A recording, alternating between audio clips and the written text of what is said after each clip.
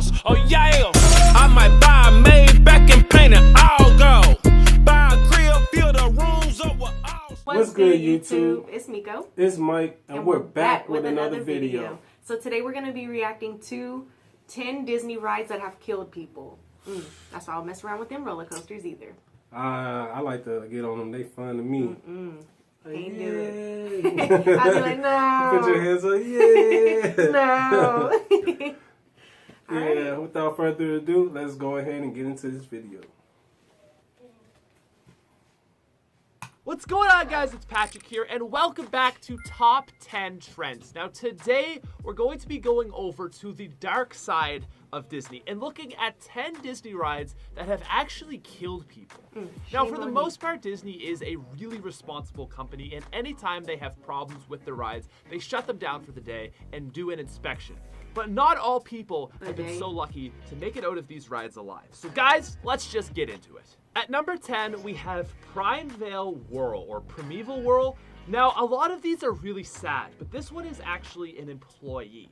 So she wasn't actually riding the ride, but this 63-year-old employee died from a brain injury. So basically, what happened is she was hit by a ride when she fell into a restricted area. And basically, she fell down from a platform and was actually in the ride. And the ride kept going on. And what ended up happening is she got hit by one of the carts or something like that, and she actually died from head trauma. Moving down to number 9, we have Star Tours. So this is actually very recent, as this is a fairly new ride with Star Wars being acquired by Disney. But basically what happened was there was a man that was on this ride, and he actually had a heart attack. Now, Disney claimed that this was already like a pre-existing condition and that it wasn't the fault of the ride itself. Of course. But still, it kind of makes you wonder, when you're going at like crazy fast speeds and you have heart conditions, maybe it's probably not the best idea to go on that ride anyway. At number 8, we have Blizzard Beach. Now, this is another heart condition one where basically a guy was just at Blizzard Beach and he collapsed due to a heart attack.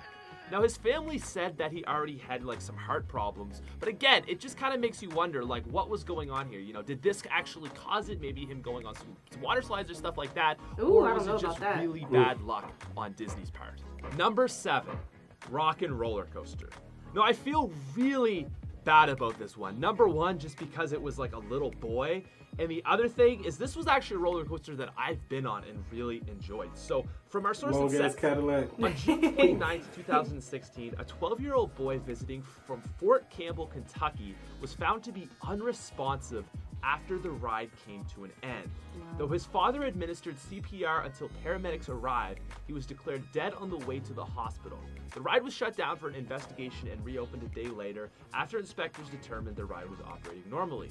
The victim has died as a result of a congenital heart defect. But either way, this one just makes me really sad. Like, could you imagine being that father? At number 6, we have a monorail incident. So this wasn't actually like a ride, it's more just a transportation thing, but it's very notable because, again, this was a 21-year-old employee. So basically, this was in 2009, and what happened was a monorail failed to do like a track switchover. So it was in the Epcot line, and it was supposed to go into the Magic Kingdom line, and basically it failed to do this. So what happened was it ended up continuing on its path, and it backed up into another monorail. But the thing is that at the back of the monorail, obviously, is the conductor of the train, and this person was actually killed due to the collision. Now, one thing that I do really respect about Disney on this issue is that they actually placed 3 of the employees that were involved in this incident on paid leave, just to kind of help them deal with their psychological issues after this thing.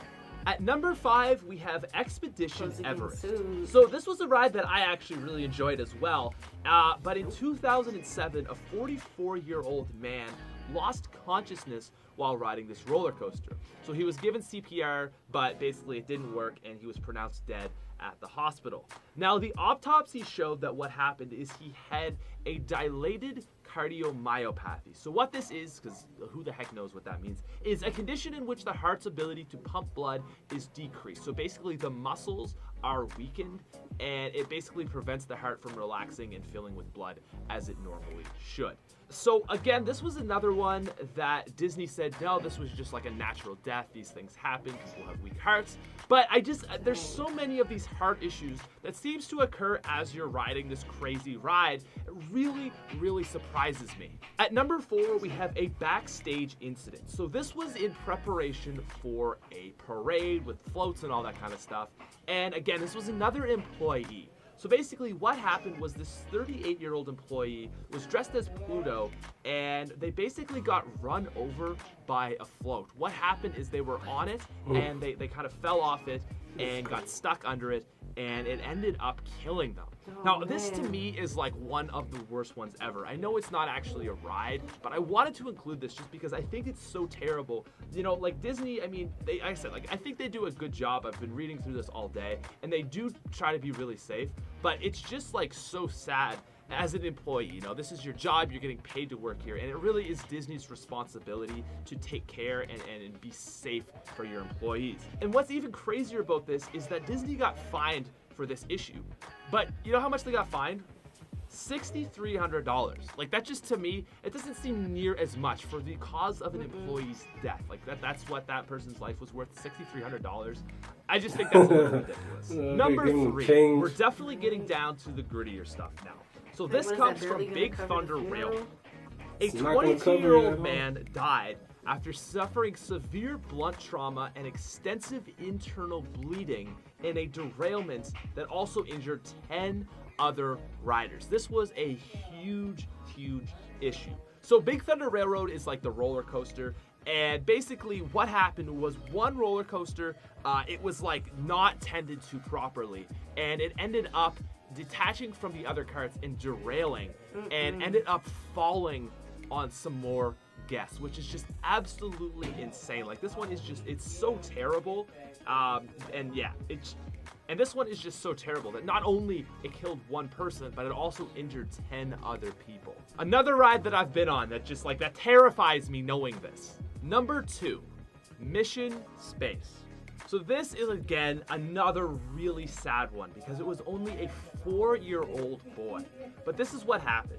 From our source, it says, he died after riding Mission Space. An autopsy by the Orange County Medical Examiner's Office, released on November 15th, found that the boy died as a result of an existing, undiagnosed, idiopathic heart condition called myocardial hypertrophy. Now, that's all fine and safe to say, but what about the fact that, like, this kid was let on a ride? He's 4 years old.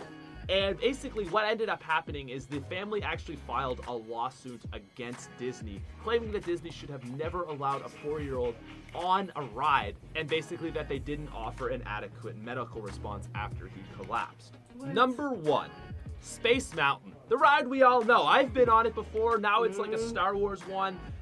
I've been on it. I'm sure a lot of you guys have been on it. Did you know that 5 people have been killed on this ride since 1980? You had to get on this? Yeah, that's a little disturbing. Never again. So in 1980, a 10-year-old girl became ill while riding Space Mountain. She later died of a pre-existing heart condition. Again, another heart condition.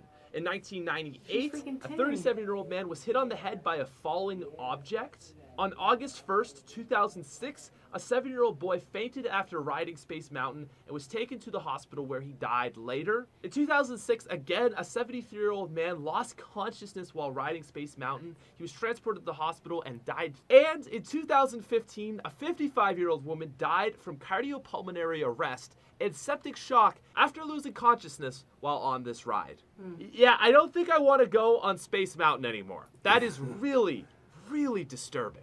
So anyways, guys, that's going to be the video for today. I do want to send out like some respect for the families of these people. Well, yeah, that was that video.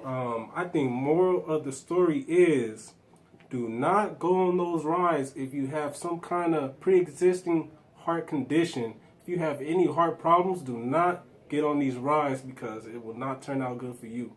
Yeah, especially if you're older. Like, make sure you go to the doctor. When you're at the doctor, get your heart checked out. especially if you're going to be getting on these rides. Yeah. If you did like this video, go ahead, like, comment, subscribe, and press on that notification button. So you don't miss out on any more of our videos.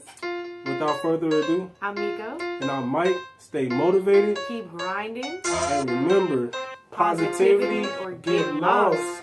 Peace.